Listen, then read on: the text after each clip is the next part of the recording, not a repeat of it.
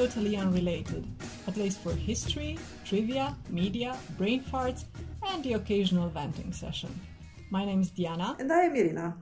For this episode, I'd like to talk about something that I know we've both complained about, namely the ways in which some people use what sounds like either a well-thought-out argument or a reference to some idea you've vaguely heard about and have uncritically accepted to push some toxic, cruel, or plainly stupid ideas. Or sometimes to paper over issues that are controversial, but we should really talk about. And sometimes all of the above. Hence the title for this episode, Words, what are they even good for? Calling bullshit on willfully deceitful language. Yeah, okay. I mean, sounds really like it's going to have a lot of zest to it. Zest, exactly. Okay, do go ahead. Yeah, well, as you might know, this is somewhat personal to me because part of my job is to write about facts and figures, as they say. And every now and then I get really frustrated because of being required to write things in a way that I feel is deceitful. Am I asked to tell bold-faced lies? No, like bosses won't tell you, oh, this is a lie, but you need that paycheck, right? So go on and write up that story. They don't go full anime villains or something. Yeah. So, rather than being asked to just lie, you have to emphasize certain things and make them seem more noteworthy than, you might think they are. Mm-hmm. Also, I find that quite a lot of deceitfulness is done through omission rather than distortion of facts. So you have some people insisting that, well, we just put the data out there, and if we try to just present it in as bland and straightforward way as possible, we are just data people doing data because we don't want to upset anyone by saying something about the context in which the data operates. But, even if you have that approach, you are still deciding what data are we going to look at, because obviously you cannot include everything. So you are already making a decision about what gets, into that mix, into that research. And then, of course, the way the data is presented, even on the basic layout level. So you direct readers' attention towards some things and away from others, right? And just because you have a chapter-long disclaimer at the end or a methodology, most people won't register the caveats. And the thing is, you sort of know that in the back of your mind. Yeah, sure. But I mean, I honestly think this is genuinely a problem only if you willfully decided you want to hit a certain angle and you omit, the data that will not prove your point. But for the rest of what you're saying, any sort of interaction will be an interaction where you interfere, I mean, if it's not a straight up dot from point A to point B, your own understanding of the data, even if you try to be so-called objective, will be modified. What I'm trying to say is that there is no such thing as an connection between two people or people and data where there isn't in any way an influence. There is no such thing like a thing happening in a vacuum. Oh, yes, absolutely. But I would say that the public perception of sort of non-editorialized content is usually that it's as close to being objective as possible, just because it relies on data. But it never really just relies on data, because you're also offering an interpretation of the data, because otherwise you're just putting tables and spreadsheets in front of people, and most people will not like to look at numbers. Sure, just raw and numbers. it really depends what the question at the beginning of the conversation is, because most questions in scientific studies are trying to be really, really simple with a yes or no answer, you know? Yeah, but you see, in terms of what gets out into the public Yes, discourse, but if you write those very simple questions Yeah. tend not to be so sexy, because Yeah. we like the complex questions, the ones that are controversial and yes, edgy. but if what you're doing is actually, stating an opinion, then it most definitely, even if you are trying, in your own head, you are trying to present all the angles, it's not going to be that. And if to begin with the person is not actually trying to be correct, then things get even more, interesting. Well, I know that's not the angle we are going for, but I'm very fascinated by this idea that there is no such thing as an interaction that is not in any way altered, because I've read this study where you put identical things, like genuinely identical things, on the right and on the left for people in rows, and you ask them to pick which one they most want, and they will pick one even if they are identical. And the situation being on the right and on the left makes you feel like you want something more than the other even if they are identical. So even things that are extremely unimportant make you somewhat sway your objectivity, let's say. So if you're somebody who actually studied this, your ability to actually sway the opinion of the people who listen to you will be, well, big. Just don't use your powers for evil. Don't use your powers for evil, exactly.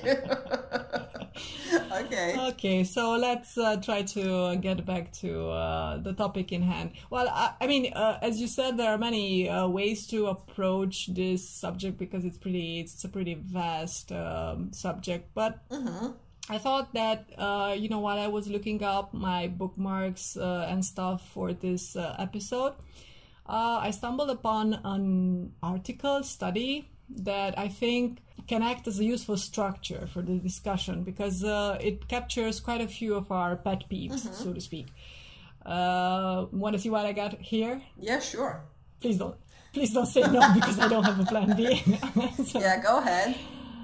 Okay, so have you heard about a guy called, I hope I'm pronouncing his name correctly, Gregory Mankiw? No.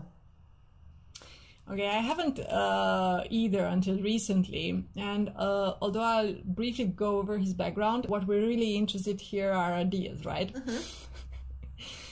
We're all about the marketplace of ideas. Let them roam free and let the weak ones be hunted down and gobbled up by the strongest of the pack. Oh, he already sounds like a wonderful person. Do go ahead. Well, I mean, so Greg Mankiw is an American macroeconomist and currently a professor of economics at Harvard. He's the author of 2 highly popular college textbooks. He has also been an economic advisor to several Republican politicians and has held the position of chairman of the Council of Economic Advisors under George W. Bush. From 2006, he worked with Mitt Romney and followed him throughout his presidential campaigns in 2008 and 2012. I'm not saying this to poison the well, but the point is that regardless of his intellectual integrity, he is clearly a rather politically engaged individual. Okay. So in 2013, as a response to the Occupy movement, which managed to at least somewhat bring the issue of social inequality into the public discourse, Mankiw writes a paper rather provocatively titled Defending the 1%. Very provocative, very edgy. I am triggered. Okay.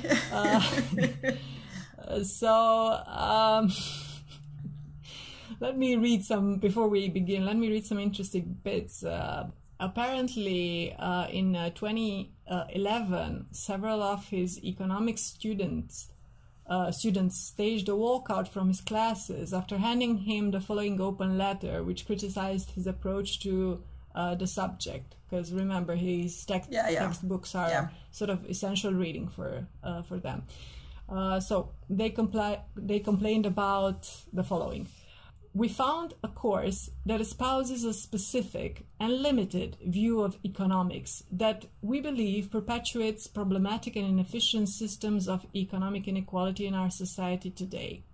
Economics 10 makes it difficult for subsequent economics courses to teach effectively, as it offers only one heavily skewed perspective, rather than a solid grounding on which other courses can expand. Harvard graduates play major roles in the financial institutions and in shaping public policy around the world. If Harvard fails to equip its students with a broad and critical understanding of economics, their actions are likely to harm the global financial system. The last 5 years of economic turmoil have been proof enough of this. That's a lot of economics in that sentence, in that phrase. Okay. So the point, I guess, is that his bias is showing. Now, his defense of the 1%. He starts off by asking readers to imagine perfect economic equality and how that would look. A perfect equilibrium of supply and demand, everyone earning the exact same income. But why? I can already feel the straw man being built. Yeah, sure. Right? I mean, I'm so fantastically annoyed by these thought experiments that have no point, because there is nobody proposing this and there is no way of achieving this. So what are we even talking about? Okay. Well, I mean, the whole point is that you don't really want to engage. Even if we would somehow be a population of clones identical to one another, we still wouldn't achieve this. So, okay. Yeah, but he's not. I mean, I think it's fair to say that he's not arguing in good faith. Yeah. No shit. You know. Okay. it didn't take long for us to establish that. Part of his perfect economic equality, as I said, so everyone has the same income, and then everyone has just about enough of an incentive to provide the right amount of work. Then he says this: the government still needed to provide public goods, such as national defense, but those are financed with a lump sum tax. There is no need for taxes that would distort incentives, such as income tax, because they would be strictly worse for everyone. Just like, why? Just right off the bat, why? Because I am guessing that the idea behind the lump sum tax is that, well, now you can't have an egalitarian society while you're taxing people unequally. But the point is, like, you never start off with a clean slate. Whenever you decide to alter the face of a given societal structure, you have to start off with what you already have. And that means you are already going to have inequality that you need to mitigate, right? Well, not if it's just a silly thought experiment where you sort of made up a population in a vacuum in your head. Yeah. Okay. So, like, continuing my idea, you can't just have the billionaire paying the same lump sum as the average worker, because, okay, so they have an equal contribution, but at the end of the day, that contribution isn't equal in terms of the proportion of whatever they have available. Of course. And that also translates in, more importantly, in the huge difference in terms of power and influence that they end up having as human beings within a society. So, oh well. Of course, the idea that everyone has the same income is also just arguing in bad faith, as we established, because, you know, unless we're talking fully automated luxury gay space communism here, There's no denying. There's no denying that there are jobs that would need to offer a greater I incentive. object to the gay space. It needs to be a pen space, like everybody with everybody. Okay. In order to be the utopia, egalitarian utopia we're talking about here. Okay, comrade, I will yield that point. Okay. So the point is that you need, for some activities, you need a greater incentive if you want anyone to do them, mostly because, you know, they are not particularly pleasant, or, you know, they're not, they don't hold any prestige, they're not pleasant. So yeah, you need special incentives. Of course. But, you know, in the world we live in, usually the worst jobs aren't particularly well incentivized anyhow. So no, the incentive those people have is, if you don't do them, we'll let you die. Yeah. So anyway, every good story needs a disruptive event. So this whole perfect equilibrium that he's talking about is now facing disruption. Okay. Here's how he describes the end of this perfect equilibrium. Then one day, this egalitarian utopia is disturbed by an entrepreneur with an idea for a new product. Think of the entrepreneur as Steve Jobs as he develops the iPod. Can you imagine who is the second example he's giving? Elizabeth Holmes. It's a woman, so you know it's woke. Even though he probably doesn't want to come across as woke. Okay, who? J.K. Rowling. She writes her Harry Potter books. Okay, because like nobody wrote a book before J.K. Rowling, and all the books before Harry Potter were perfectly equal to each other, and then J.K. Rowling came and wrote Harry Potter. Literally the first woman to write the book. Of course. And then she was so successful, so you cannot claim that we are living in a sexist world. Okay. And the third example is Steven Spielberg, as he directs his blockbuster movies. When the entrepreneur's product is introduced, everyone in society wants to buy it. They each part with, say, $100. The transaction is a voluntary exchange, so it must make both the buyer and the seller better off. But because there are many buyers and only one seller, the distribution of economic well-being is now vastly unequal. The new product makes the entrepreneur much richer than everyone else. The society now faces a new set of questions. How should the entrepreneurial disturbance in this formerly egalitarian outcome alter public policy? Oh my God! I mean, he talks to students of Harvard and he discusses these ideas. This is not the whole thing that societies have been discussing and doing and redoing since the beginning of times. Jesus. Okay. So, you know, there are several things happening here. Because, like, first off, most of the examples he's citing, and I would argue it's not just, this does not refer strictly to the free people he mentions. But like most sort of products and services that people would pay for, they're in no way the result of one brilliant mind acting on his or her own. Mm-hmm.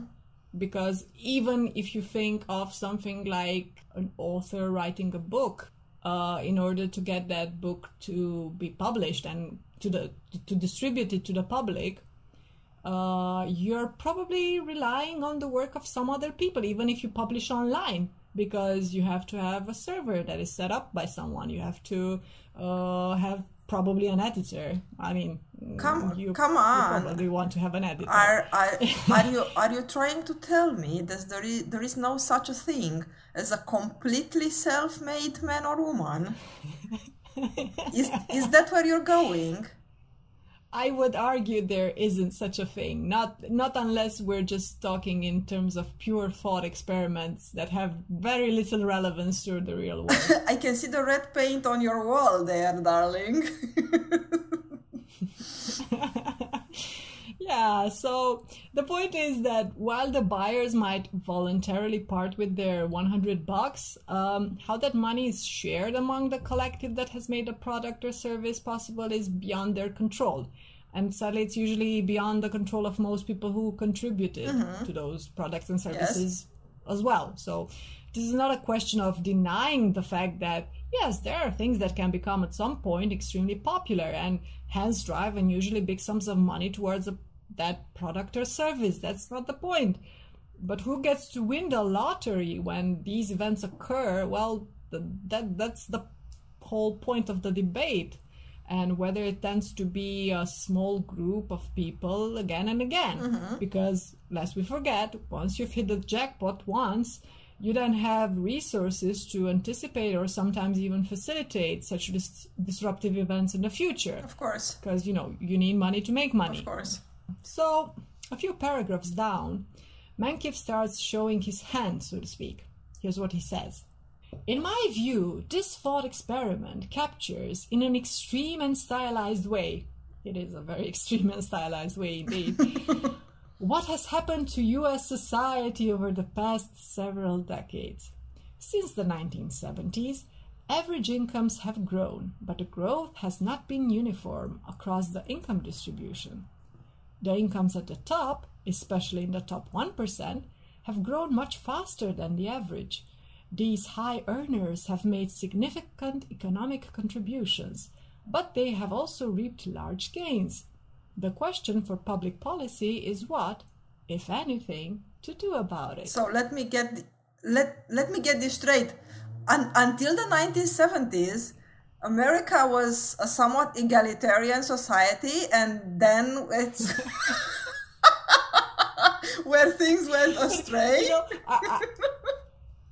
I just wanted to point out that little thing at the end, which was like, mwah, because he says, what, if anything needs to be done. I mean, that is such a perfect phrase to capture how reluctant these people actually are in having a conversation about solutions. Like, even if you can get them to admit there is a problem, their first order of business is to make sure that the other side's solutions are invalidated, which, okay, fair enough, that's what you try to do a lot of times when there is a lot of stake in a battle of ideas, but they just want to convince people so hard that you need to leave things alone. This is the best thing. It's damage control, really. You cannot do anything more. Yeah. And, there are then, of course, the really vile people who look at the problems and then push for things that will make them even worse because they know they won't be directly impacted and, frankly, they don't give a shit about anything or anyone else. So Mankiw proceeds to ask the question, is inequality really all that bad?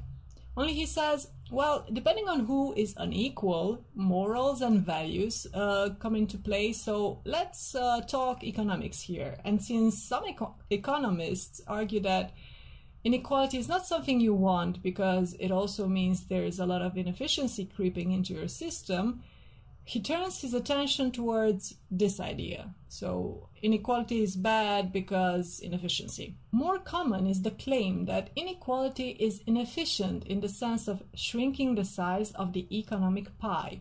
If the top 1% is earning an extra $1 in some way that reduces the income of the middle class and the poor by $2, then many people will see that as a social problem worth addressing.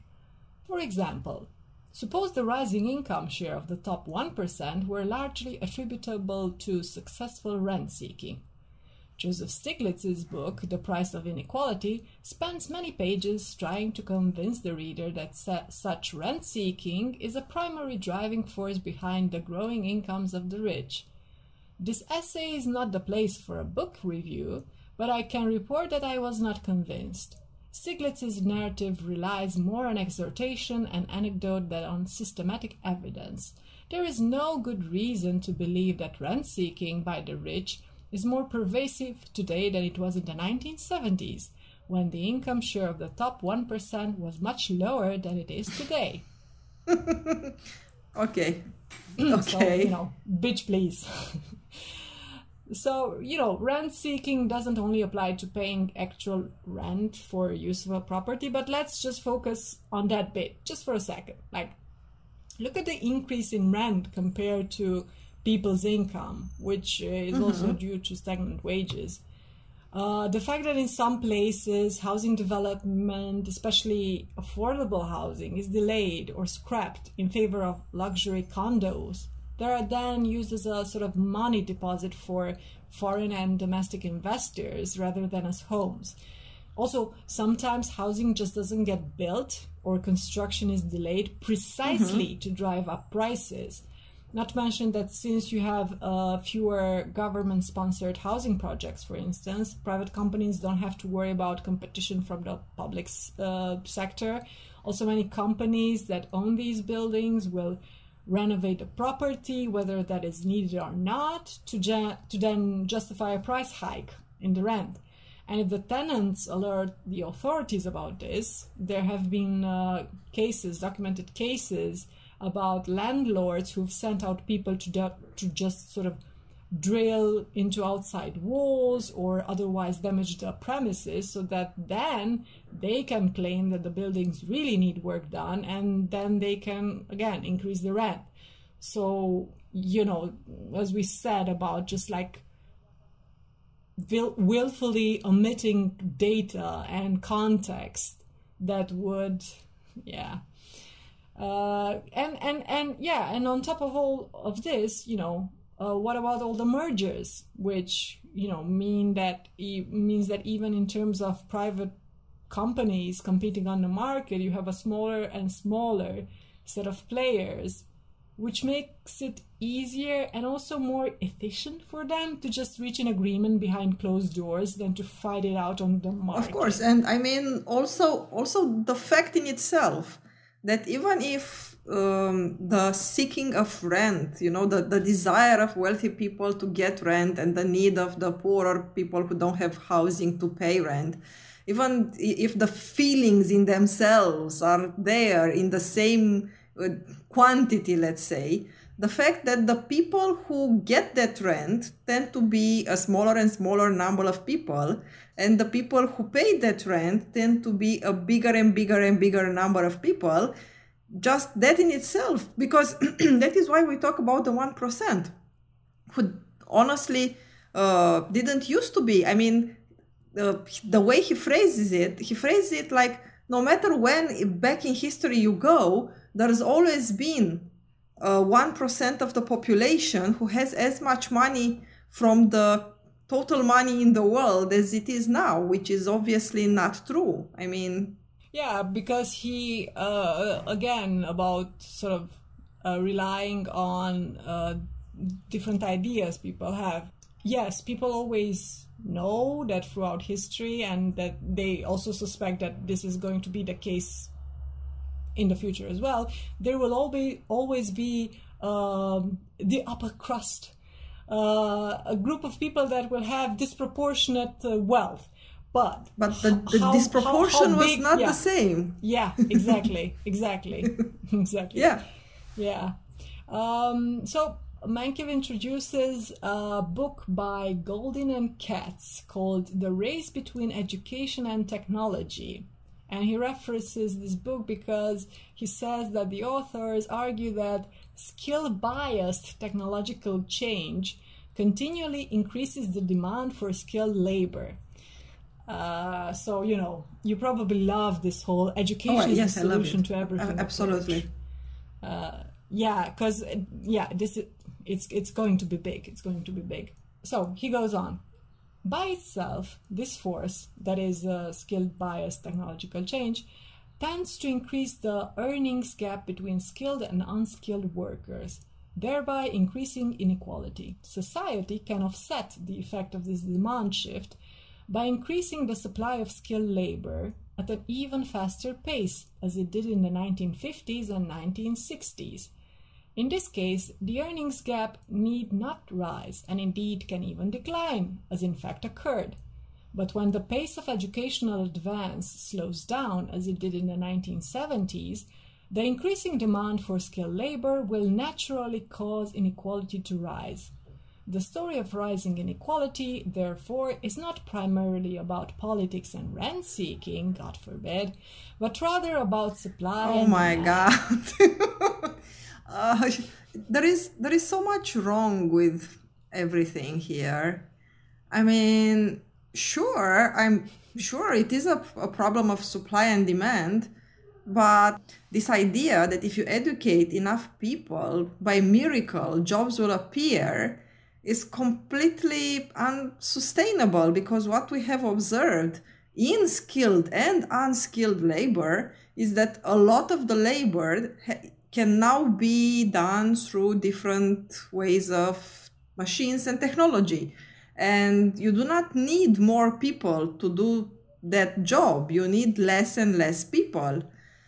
Then it doesn't matter how educated those people are. You just are going to need less of them.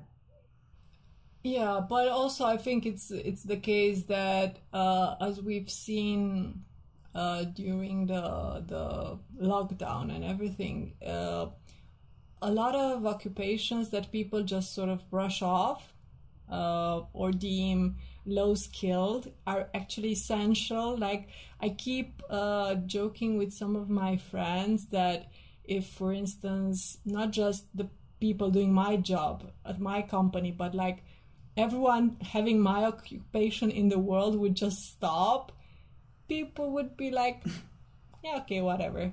But if the garbage person, garbage man, garbage disposal unit, whatever, or the cleaning staff, if they go on strike, we will notice. You can feel it immediately. And, what I always find, it's not necessarily apparent in this paragraph from this guy, but what I genuinely hear in this sort of conversation is that somehow those sort of jobs are either jobs you do when you are really, really young and you start out and you need money, or you just do them somehow in between the time you take to educate yourself, because they talk about these jobs like at some point there can be a zero sum of people doing them, and that is obviously not true. First of all, you genuinely need those people to do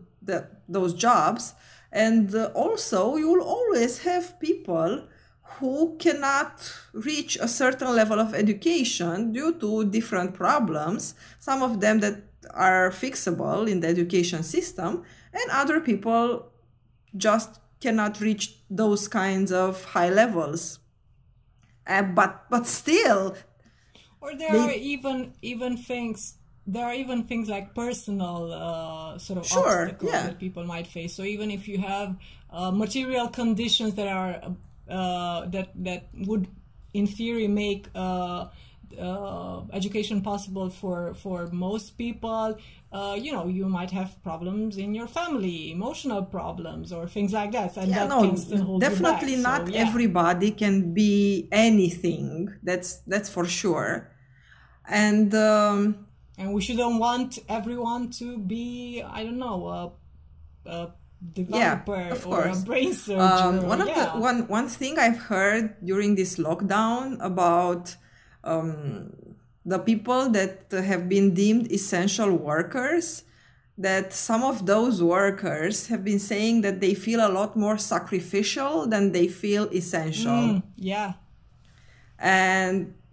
And I think that's sort of the issue, because we look down towards those jobs and somehow we have this impression that we have an endless supply of these people that now we call essential workers, but we behave towards them like they are sacrificial. Yeah, and also going back to the point you've made earlier about automation, is the thing that, yes, in theory, quite a few jobs that are considered menial or low-skilled could be automated. They aren't because there isn't yet an incentive, because it's cheaper to just have people on, very low wages do them.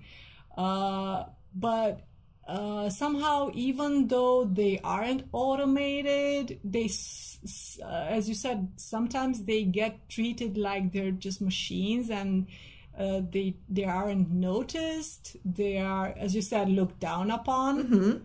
And it's also weird in a way, because I've been thinking about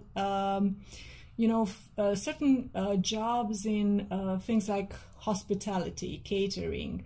In Romania, as you said, and in many other countries, it's very much a thing of, you're stuck in doing this job because, you don't have anything better, either because you haven't studied, or maybe you're between jobs, or you've fallen on hard times. But it need not be that case. I mean, you can have people take pride in being a waiter, or a maître d', or a chef, or anything of that sort, if you pay people well, if you make them feel like they should be proud of them doing a good job, and you incentivize them to do a good job, because you cannot ask people, oh well, you should give excellent service, but I'm going to give you minimum wage, expect you to smile all the time, and then tell you if you're sad or unhappy that, well, of course you are sad and unhappy because you're not giving 101%. Well, yeah, but you're not giving 101% because everyone is sort of looking down on you, and also you're getting paid peanuts. So yes, and you, if somebody is asking you what your job is, and you say you are a waiter, in a lot of countries, mostly I'm talking Europe and America, because I genuinely don't know what the view in societies from, say, Asia or Africa is. But in countries like our own, if you say you're a waiter, it's somehow people expect you to tell them how you are planning to stop being a waiter.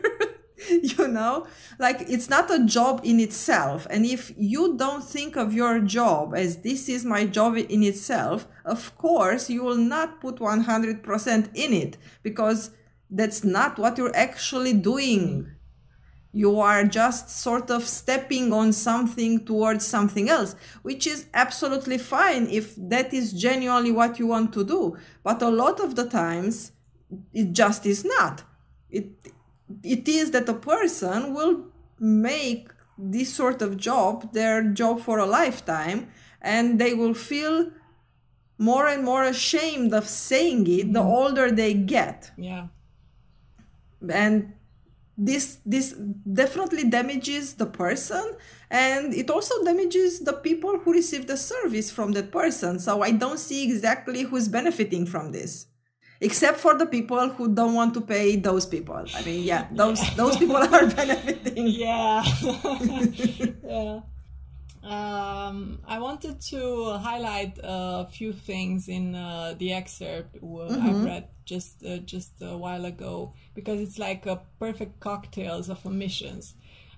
First off, he mentions the 50s and the 60s as a time when the earnings gap is mitigated by a rise in the level of education, without mentioning, oh, surely this is just an innocent omission on his part.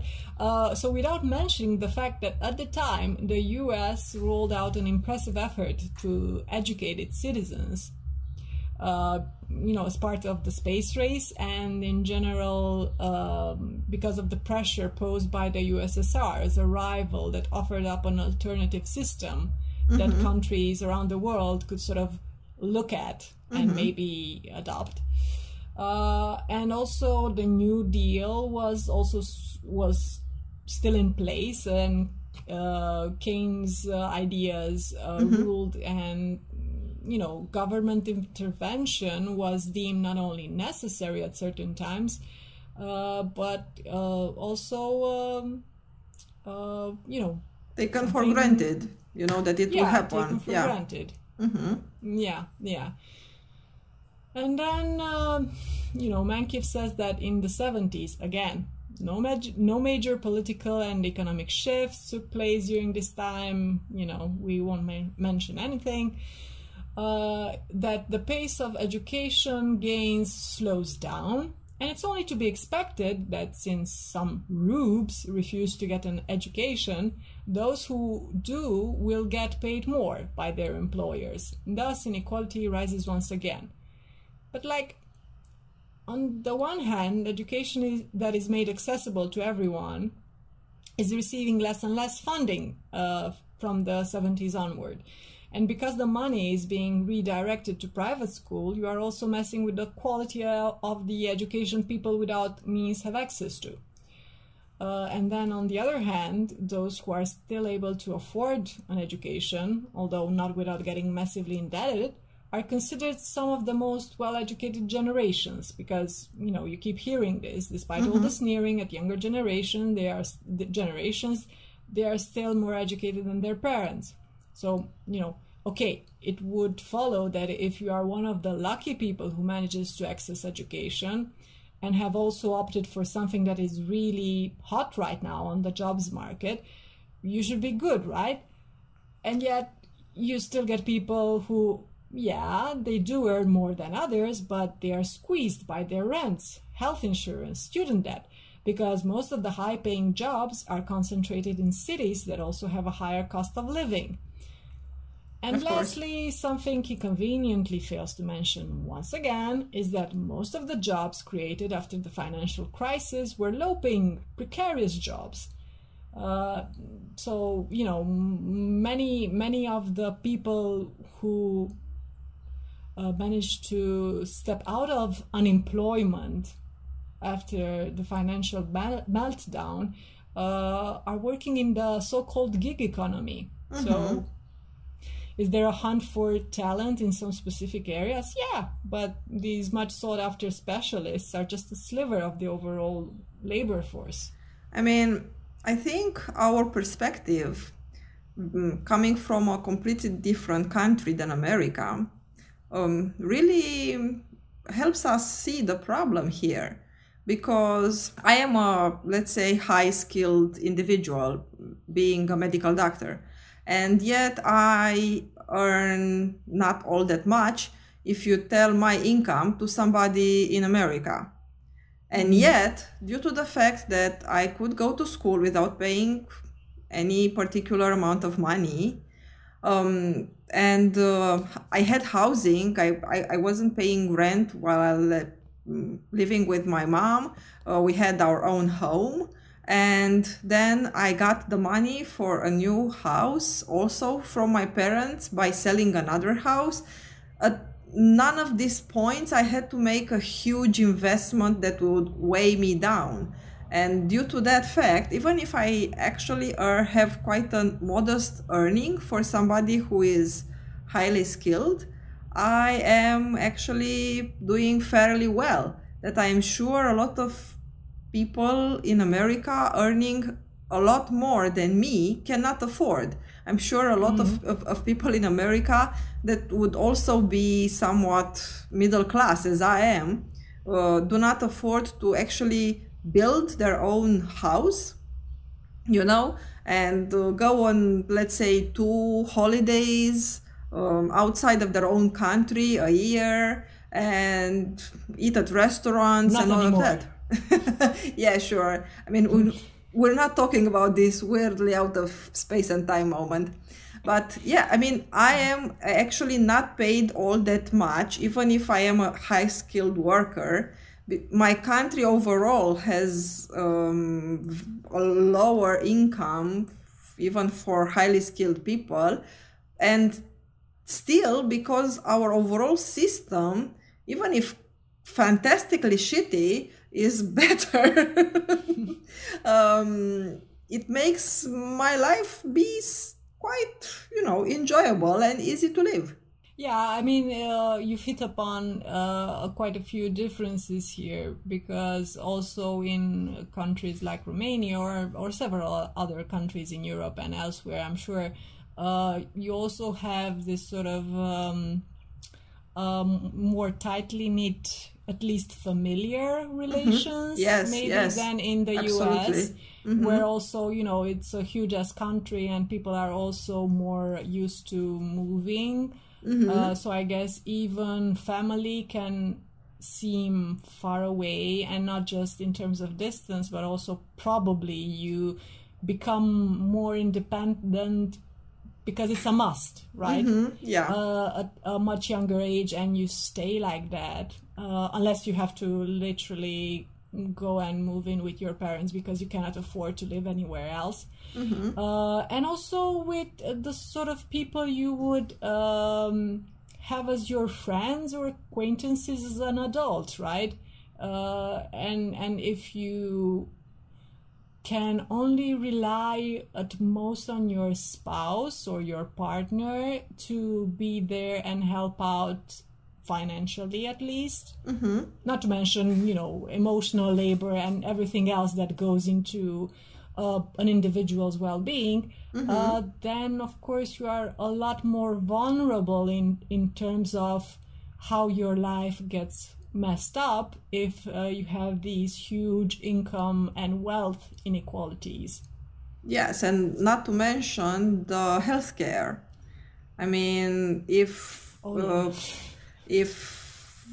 you actually need to go to a hospital and you don't somehow become, I don't know, a gajillion thousand of dollars in debt due to that event, that most definitely helps you to keep being in that middle class.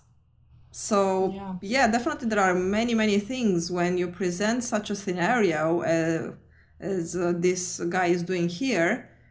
He's most definitely willfully deceitful, because he could just mention how things happen in other countries, and he doesn't. You mean there are other places except the US? Yes, they are, but they all wish they were. All the other places that exist in the world, they all just cry in their hands because they are not America. We all know that, yeah. Yes, we know that, yeah. Tell me more. Yes, I know you are aching to hear more. Okay. So he says, he references Goldin and Katz's book again, and he says they are right that the broad changes in inequality have been driven by the interaction between technology and education, rather than changes in rent-seeking through the political process. Then it would seem an unlikely coincidence that the parallel changes at the top have been driven by something entirely different. Rather, it seems that changes in technology have allowed a small number of highly educated and exceptionally talented individuals to command superstar incomes in ways that were not possible a generation ago. So he's basically implying that the rich are not only wealthier but also smarter. Notice that his piece about the 1%, we're not talking about the average programmer and developer here, right? So these are the very, very, very rich. And people don't generally begrudge someone whose income is slightly higher because there is a momentary boom in an industry and thus a stronger demand for people with a particular set of skills. We all know that some jobs pay more because not many people want to do them or are willing to go through a lengthier than usual training to perform them. People are generally angry about unreasonable differences in income and reward for one's work and expertise. Where's the line between reasonable and unreasonable?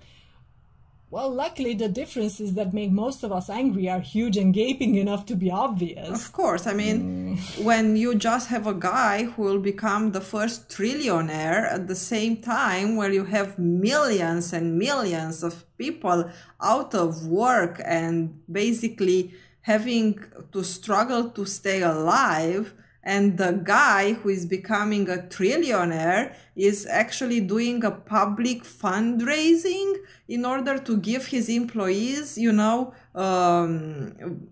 time off if they are sick. I think we can sort of figure out where reasonable and unreasonable is. I mean, we have a long way to go to just reach those very fine-tuning moments between reasonable and unreasonable. Yeah. We are at that moment where they are so humongous. I don't think there is a debate. Yeah, and however way you want to slice it and dice it, there are 24 hours in a day, and no matter how exceptionally high skilled the job you perform or how valuable whatever you perform is, when the differences are just so huge, there's no logical way to explain it. Of course. So it generally doesn't have anything to do when you get to that big amount of an income. It ceases to be related to your skill or the amount of work you put in. Definitely. Yeah. So this is again just a very slimy way of oh yes, people will think 1%. So you're talking about rich people. And he is using this sort of big umbrella of occupations or characters that people might summon up in their heads when we're talking about the 1%. Because as you said, you might throw in some people who they are high skilled, so probably they get paid quite well, and if they come from a family of equally high skilled people, they probably built up some wealth, so they are rich as well. But nah, no, not really. And then you point to those and you make people feel bad. Well, would you really berate as you said, the physician or the poor brain surgeon for their higher income? Well, no, we're not talking about them. No, really. Yeah. So very shifty. Yeah. So he quotes a paragraph from the book. Aided by digital technologies, entrepreneurs, CEOs, entertainment stars, and financial executives have been able to leverage their talents across global markets and capture rewards that would have been unimaginable in earlier times. So this is Mankiw's argument that, they aren't taking resources away from you. The economic pie just got larger, and so they get to have more pie. Because again, this is an annoying way to avoid the actual debate, because as a rule most people aren't particularly bothered by the fact that someone is earning a lot more than they used to, as long as what they themselves earn is enough to cover their needs. Of course. And also if they feel if they feel rewarded for their progress in their field, or for having put in an exceptional effort into specific tasks and so on. People who earn vastly more than others are, of course, a problem, regardless of the general public's perception, because, as we said, they have increased influence and political power because of their wealth. But, in terms of how the masses react, they can be placated for a very long time if their bellies are full. Yeah. Which is a lesson some rich people occasionally forget somehow. I don't know, but happens.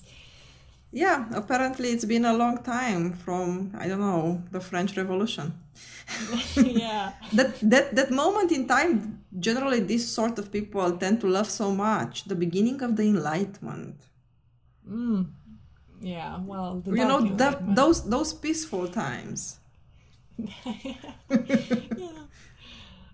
So you would say, okay, what does Mankiw think about progressive taxation? Would that help? He's not convinced. A progressive system of taxes and transfers might make the outcome more equal, but it would not address the underlying inefficiency.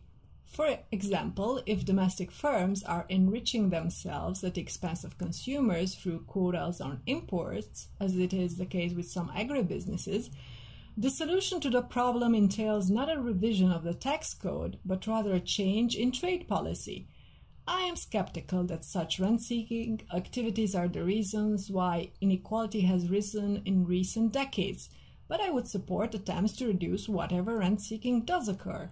So this is just insulting. Like, first off, his whole argument so far was about inequality as a result of slowing educational advancement. So maybe if you're going to act like you're providing an argument against redistribution as a way to reduce inequality, what's the whole idea with the trade agreement? Okay, but secondly, why not both? He literally doesn't provide an argument. He just says, oh, well, I'm skeptical. But like, why? Why shouldn't you operate changes both in terms of a revised trade agreement, if the trade agreement is bad for either or both sides, and also redistribution through taxes? Like, what would redistribution mean? While these mythical creatures called job creators are still going to earn more money than they could possibly squander throughout their lives, workers would also get higher wages, so they would, as consumers, which they eventually end up being, have more income to pay for the product. So if they have cash to spare, they are likely going to want stuff, which means businesses can do business because they have someone to buy their shit. But no, we can't have the poors not be poor. Instead, let's give them loans, so that when things crash and burn, they are even more fucked. Demand still not high enough? Look over there! What a delicious new market we can bring our products and services to, possibly using our resources to quash any local competitor. Yeah. And this goes on and on and on. So, yeah. So I don't know why it's so difficult to concede that it might be a good idea to share some of that pie, even if the pie is getting bigger. Because, honey, if you allow this discussion to start, you never know when it will end. Yeah, I guess it's always the point is always to avoid any meaningful discussion. Well, I think this is a good time to pause our discussion for this episode. As always, ranting about things that annoy us takes up a lot more time than we expected. But anywho, let's wrap this up and we'll see you guys next time. Bye.